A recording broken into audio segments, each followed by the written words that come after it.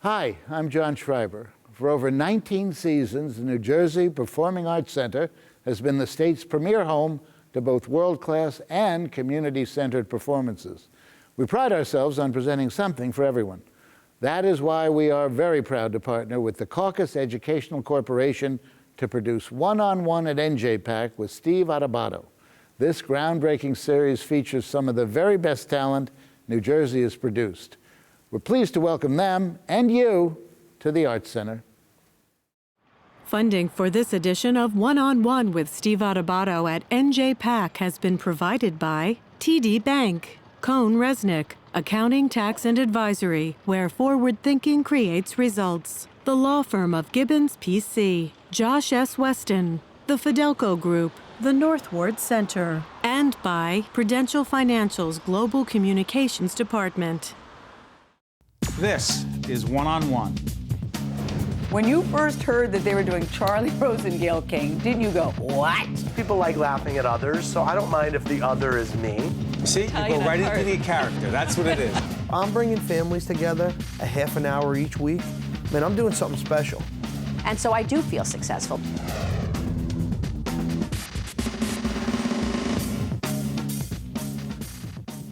Hi, Steve Adubato here. There aren't many things more about this job that I love than coming right here, the heart of Newark, New Jersey, to the New Jersey Performing Arts Center to do One-on-One, our nightly series on public broadcasting, and Playhouse to introduce my good friend, our host here, John Schreiber, who is the President and Chief Executive Officer of the New Jersey Performing Arts Center. One-on-One at NJPAC, part of our Newark at a Crossroads series. Good to see you, buddy. Likewise. It's great to be here. But it's never the same. Always things moving, good things happening, biggest things happening for the new season at NJPAC. What would you say? Oh gosh, I mean, we are presenting more concerts and special events than ever. We just finished our 18th season. We did 415 events. Our attendance was up over 28%, and we served 78,000 kids with our arts education program. So things are really popping around here, and they're popping in Newark too. Yeah, let's talk about Newark. Okay. You and I we've talked about this all the time because the work you're doing here at NJPAC and the ancillary work isn't just about the arts, which is big enough. Mm-hmm. It's about economic development. That's right. Yeah. It's about building around here. And by the way, since the last time we talked, our partners, our brothers and sisters in public broadcasting, NJTV, housed right here in Newark, which is a big part of it. Mm-hmm. There's an arts and a cultural community being developed right here in Newark. It exists. I mean, it's been around for years. This is such a vibrant art scene in the city, and gallery scene, the Newark Museum, the concerts and the sporting events that occur over at the Prudential Center.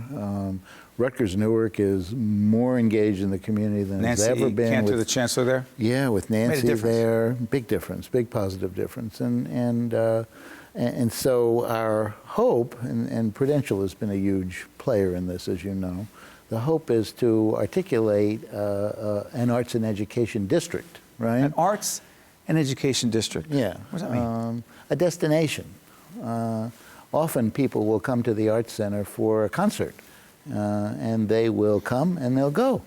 And the opportunity we have now with a development of what we hope will be a destination cultural district is to bring people down to Newark for the afternoon, to go to a gallery or to hang out in Military Park and have a meal, to attend a lecture. Military Park. Sorry for interrupting, John. Military Park, last time we talked, while things were happening, it is not the Military Park of today. Right. So the Military Park of today is a beautifully refurbished public space. Is that what's... it's right out there. Yeah, guys, take window. the long shot. Gorgeous. Beautiful middle of the day in the fall 2015 as we shoot. Describe it. Last Saturday, we had a free family festival as part of the Newark 350 preview events. We're going to be celebrating 350 years of Newark starting in January for a whole year. Hundreds of events occurring all over the city in all the 5 wards. But we did a preview event. It was a family festival. 3,000 people came to Military Park. 3,000 people. Yeah, and it just felt great. And, what kind of folks not only come to NJPAC, but what kind of folks would come to a Newark 350 celebration at Military Park? People citizens from all the wards, right? By the way, there are 5 wards in the city of Newark. I grew up 2 miles from here in the North Ward of Newark. Famously. Well, I didn't grow up famously. It is a famous ward. At the time, largely Italian-American, Right. now mostly Hispanic, with a whole range of other very diverse communities there as well. But there are 5 wards to the city. Go ahead. That's right. So citizens came from all the wards, and as good, folks came from all over northern New Jersey, and we had folks in from Manhattan. So Hold on, John. New Yorkers came across the road. Yeah. This event was promoted very widely, and people thought, well, that's a fun idea. Let's go to Newark for the afternoon, right? So Yeah. that's the thought. Let's turn Newark into a multi-purpose destination. Yeah. Do this. Let's talk about jazz. Sure. Your artistic passion, Yeah. one of your many, but it's a big one for you, right? I spent 20 years in the jazz business, so yeah. Yeah, right. Jazz big here, the James Moody Jazz The Festival. TD James Moody Jazz Festival, Listen, yeah. we do not miss that part Right. because, by the way, in TD, a big part of the corporate community helping make things happen. Yep. Describe the jazz connection here. Describe its connection to Newark, the great Sarah Vaughan and others. Why is jazz in Newark and NJPAC so closely tied together? Well, there's a great legacy of the music here that goes back 100 years. Sarah Vaughan, as you said, famously grew up here. Earl Hines spent time here. James Moody spent time here. Willie the Lion Smith, one of the great jazz pianists, Woody played Shaw? here. Woody Shaw as well, Right. sure. So lots of musicians either lived here or played here regularly through the years. And Is there a radio station down the street? well, there's the best jazz radio station in the world. You're right. Yep. WBGO is, within shouting distance of where we're sitting right now. Talk about the Rutgers connection. A little bit later on, we'll be talking to the leader of that operation at Right, Rutgers. and so the largest jazz archive in the world is here, the Institute of Jazz Studies at Rutgers. Wayne Winborne you're going to be meeting with, who's a spectacular character. And many of the world's great jazz musicians live in northern New Jersey. They decided to make their homes in New Jersey. So NJPAC has the largest jazz education program for teenagers in the region, the Wells Fargo Jazz for Teens program. And so, and we have Christian McBride, who is a friend Yes. of both of ours, as our jazz advisor, and Montclair kid, Yes. right? So that combination of elements makes it essential that NJPAC be a significant presenter of jazz, and we are. So we curate, we present, and we teach and we train, and it's important to us that people understand not only the Newark jazz history, but just the broader significance of jazz. John, real quick, give me 30 seconds on arts education at NJPAC. Right. So arts education is a variety of things. It's kids attending performances. Most of those kids are from economically disadvantaged homes. Without those opportunities that we are able to afford, a lot of kids wouldn't see a live performance, right? We train kids on instruments. We bring performance into schools in Greater Newark. And we are encouraging kids as creators. You know, kids as improvising musicians, kids as choreographers, kids as writers, kids as composers. That's the idea. Finally, Newark at a Crossroads, this series we're doing. We're interviewing all sorts of people. As you know, you helped us start it with our partners in public broadcasting. We'll also be taping over at the museum in a few months. We taped at NJIT. This is how we started right here at NJPAC. How bullish are you on the future of the city? Oh, I'm all in. Yeah, we have a spirit of collaboration in town. I think that is, in the few years that I've been here, is unique. We have a mayor who is a practical progressive, right? A guy who really is a visionary, but is a realist about what's possible, and there's that. And we have people who are genuinely passionate about taking this city to the next level. So we couldn't be happier about where this city is at, and more importantly, what's possible. And none of that would be possible without the New Jersey Performing Arts Center, the Rock, right here. I know Prudential is the Rock on one level, but That's nice. Thank you. NJPAC right here. And it has been an honor to be your partner and your friend, and we look forward to doing great things together, John. Us too. One-on-one at the New Jersey Performing Arts Center with our partner and friend John Schreiber. Newark is at a crossroads, and we're going to be talking to the folks who are leading that effort to move the city forward right here at NJPAC. Stay with us. We'll be right back. To see more one-on-one with Steve Adubato programs, visit us online at steveadubato.org. If you would like to express an opinion, email us at info@caucusnj.org. Find us on Facebook at facebook.com/Steve Adubato PhD, and follow us on Twitter at Steve Adubato. We're pleased to welcome Jim Jack for the first time on One-on-One here at NJPAC, Director of Education and Outreach at the George Street Playhouse in beautiful New Brunswick, New Jersey. Good to see you, Jim. Good to see you. Thank you so much for having me. One of the initiatives you have going there is this great series, great play called Austin the Unstoppable, going on for how long? 5 years. This is our 5th touring company that's taken the show out to schools. Now, there are all kinds of plays about all kinds of things, but this is special, this is important, and this particular play has been helping kids deal with wellness issues and make healthier choices for a long time.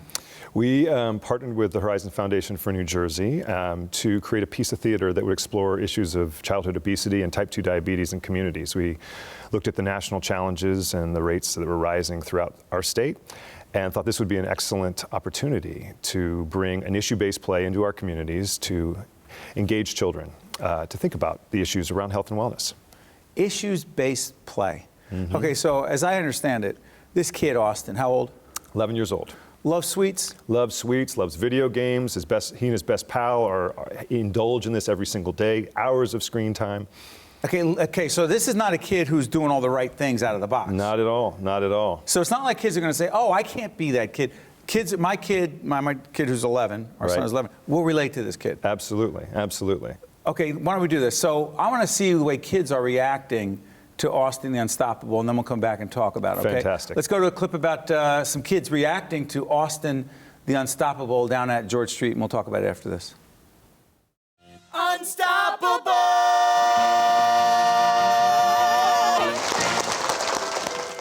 After seeing the show, I think I would like to try not to be on a computer too long. I think lowering my video game time and adding it to the exercise will give me a better future. I should have ate healthy because I have been eating things that I really shouldn't be eating with sugar added in it. Now I'm gonna make a change.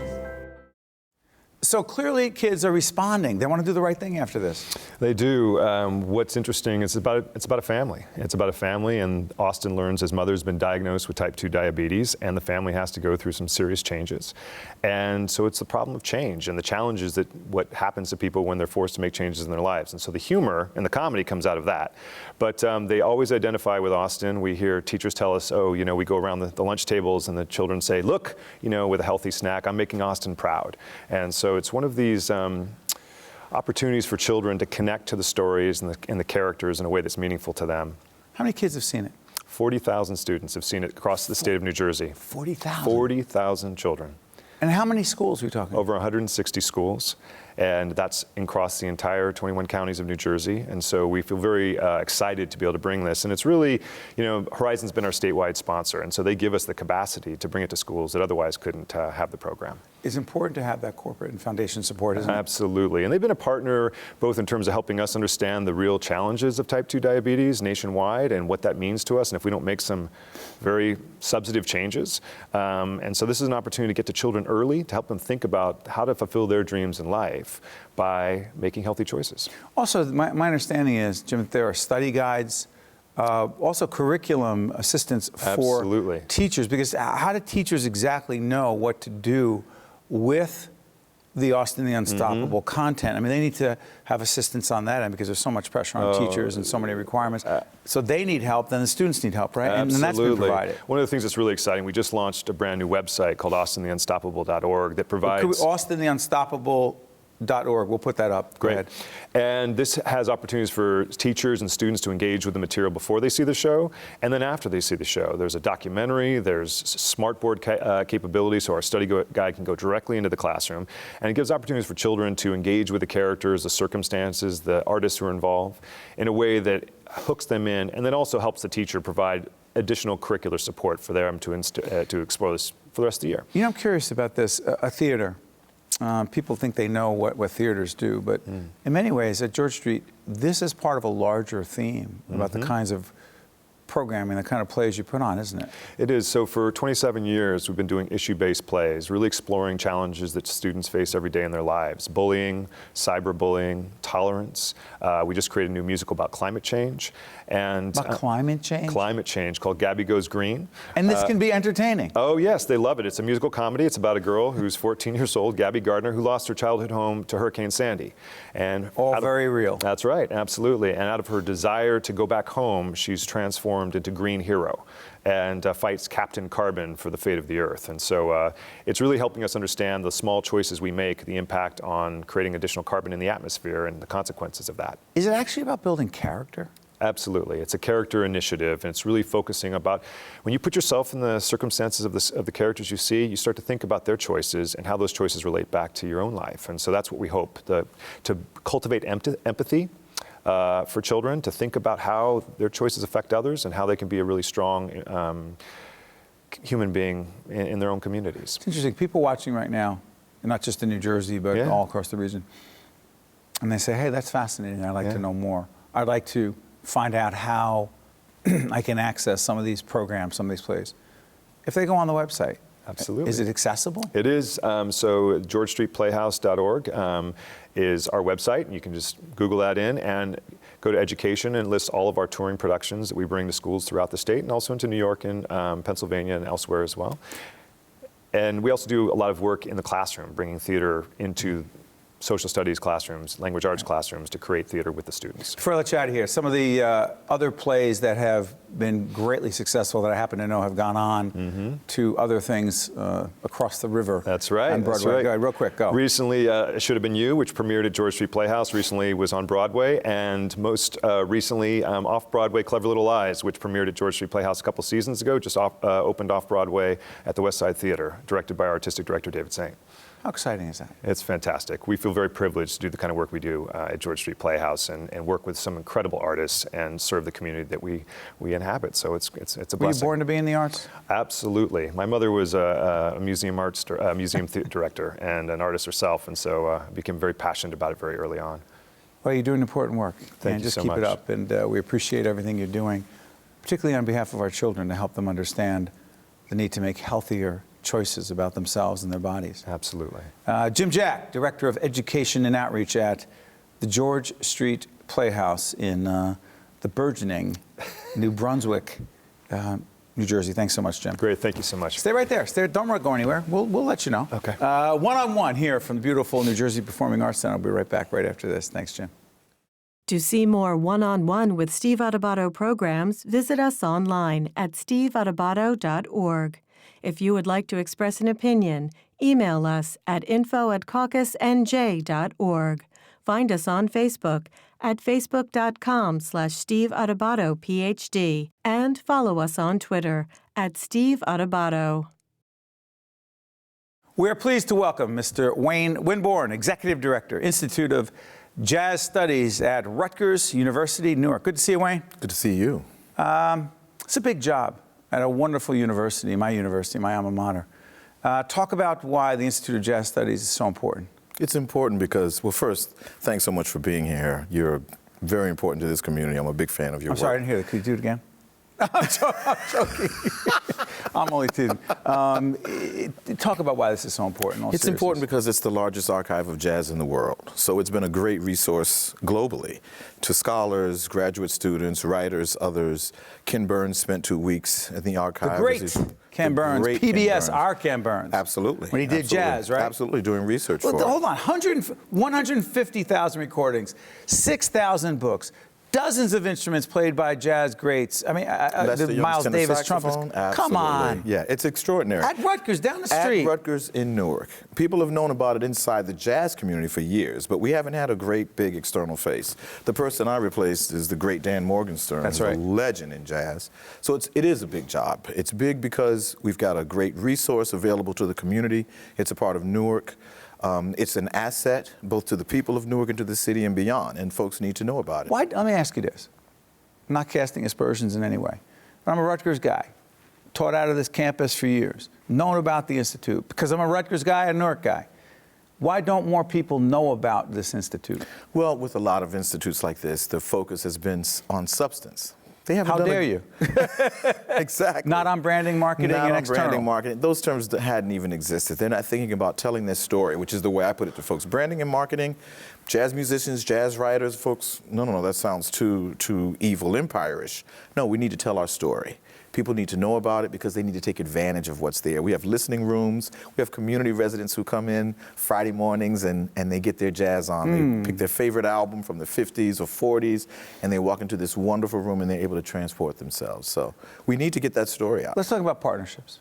I mean, there's a partnership right here at the New Jersey Performing Arts Center. Yeah. John Schreiber's a big part of that. We just talked to John. I mean, he loves jazz. He was a big part of you coming here, right? He was. Let's talk about Nancy Cantor, who is the chancellor in Newark. A legend in urban education and in college circles. She came to us from Syracuse, her most recent position. She is a globally recognized leader in the understanding of community engagement as done by universities and partnerships between cities, municipalities, states, people, community, and all of the resources that any university brings to bear. She came to Newark. She chose to come here, and she's putting her stamp on it because she's really making it clear that we are a part of this city. And specifically, talking about partnerships, the other partnership is with the premier, quintessential jazz radio station, I mean, in this country. Absolutely. It is WBGO right here. Right across the street. And you're partnering with them. And we happen to be partnering with actually the Institute for Jazz Studies because they have a gala coming up at WBGO, and the two honorees, your organization and ours. Absolutely.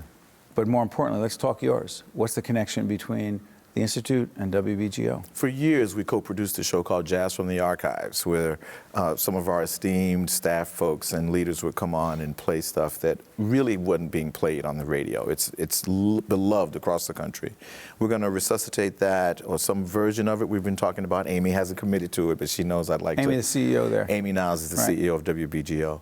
And so we've had a close partnership with them. Of course, they are the microphone for this music and for the musicians who created it and the writers and all of the folks who are attached to it. So it's natural that we would work closely with her. They've got some exciting things that are going to be coming up, and people are going to hear about it at their gala. So let me ask you, talk about the gala. And by the way, we are honored to be honored. Our production company, the Caucus Educational Corporation, and we're partners with WNET in New York, the PBS flagship station, NJTV, housed right here in Newark. That's the public television station in Newark, New Jersey, in the state of New Jersey. If we're not for Neil Shapiro, our CEO, and with all due respect, there would not be public broadcasting in the state of New Jersey. We're dedicated to jazz. We're dedicated to as the American art form, the quintessential American art form. But the bottom line is this. I often wonder what is and who is the market for jazz? Everyone. Is it? See, that's the answer that I get, and I ask myself, is it really? It actually is. It really is everyone. If you tell them they will come? It's not just if you tell them they will come. You have to sometimes go to where people are. New Jersey has a rich jazz tradition, and right now there are so many jazz masters, known and unknown, who live in New Jersey, in and around Newark, but also in other parts of Jersey. You've got a number of musicians who play on Broadway, who have big bands. Glenn Frank, a trombonist, I think he's in West Orange, has a big band every other Monday night at Susie's Barbecue. Yes. Mike Katz and those folks at the New Jersey Jazz Society have for years been producing wonderful information and promoting concerts. You got old school folks like Bucky Pizzarelli, who we actually interviewed right here in NJPAC. The great Bucky Pizzarelli. The great Bucky Pizzarelli. I mean, a national treasure. What about the TD James Moody? Moody Jazz Festival right here. One of the biggest at and most NJPAC. important jazz festivals on the East Coast. You've got musicians like the great Slide Hampton, one of the greatest Christian arrangers McBride. and composers, Christian McBride on the young We side. can just keep doing this. So if you take, But what makes that a larger audience, though? It doesn't make it a larger audience, but it really identifies that our audience is already large, and that there are a cross section of people who've been enjoying jazz. For young people, they're the young kids who are into the older stuff, the bebop, but they're also the young kids who are looking at melding hip hop and jazz. We need to go to them. We need to go out into the communities, not just in the schools, but in the communities, and meet them where they are. That's how we're going to expand this audience. You okay with, I don't want to get into a whole philosophical discussion, but you're not a purist per se when it comes to jazz? Because you heard you talking about the melding of jazz into the hip hop thing. You okay with that? Jazz has always been a very big umbrella. You think about I'm the an origins R&B of guy. jazz. You okay with the? Absolutely. Really? Kool and the Gang's first album was titled Jazz. Maurice White of Earth, Wind & Fire was Ramsey Lewis's drummer in a jazz trio. So you okay with the whole Always. crossover thing? Aretha Franklin sang jazz. I don't even know if it's crossover. Glenn Campbell was a great studio jazz musician. It's always been there.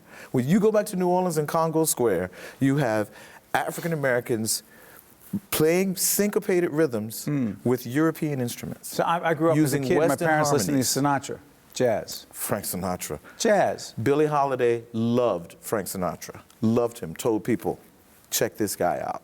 It's always been a So it's not melding. so That's what's clear-cut. beauty about it. That's what's beautiful about it. Well, it's clear cut in terms of the quality of Yes, it. but and not the impact this. of the art. It's not just this. It's always been a bigger tent than people realized. Always. When did you know you loved jazz? That's a good question. And where? But where'd you I grow don't up? know that Where'd it you was grow up? jazz. I grew up in Virginia, Portsmouth, Virginia. All right. Yeah. I don't know that I realized it was jazz, but I loved it from the time I was a little kid. I was a little kid watching, Duke Ellington had some television special on. I don't know how. I must have been maybe 6 or 7. Right. And my parents had on the TV, and I was standing up going out of my mind. Really? It's a true story. It was Duke Ellington. True story. That was the first one that I can remember recognizing. But I mean, as a small child, when I'm 8 or 9 or 10 years old, I really remember the theme to Hawaii Five-O. Lalo Schifrin, pianist who played with Dizzy Gillespie. Dizzy Gillespie. Loved that. I don't know if you remember a private eye show, Mannix, that used to come on. So hold on, jazz, you hear all the kinds of songs jazz. connected to these great popular shows, and And you go, it's wait a jazz. minute, that's jazz. Absolutely. Well, later I realized it was jazz, but at the time I just thought, oh, this All is I cool. know is Nancy Cantor and the people at Rutgers have the right guy.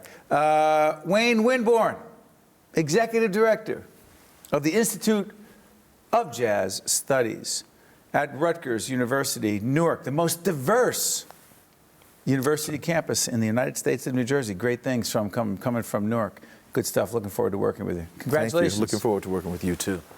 One-on-One with Steve Adubato at NJPAC has been a production of the Caucus Educational Corporation, celebrating over 25 years of broadcast excellence, and by the New Jersey Performing Arts Center, in cooperation with NJTV and 13 for WNET. Funding for this edition of One-on-One with Steve Adubato at NJPAC has been provided by TD Bank, Cone Resnick, Gibbons PC, Josh S. Weston, the Fidelco Group, the Northward Center, and by Prudential Financial's Global Communications Department. Promotional support provided by NJ.com, Small News, Big News, True Jersey. And by NJ Biz, all business, all New Jersey. Transportation provided by Airbrook Limousine, serving the metropolitan New York, New Jersey area.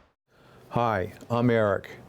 You might see me as an ordinary person, but I've been living with a brain injury for nearly 2 years.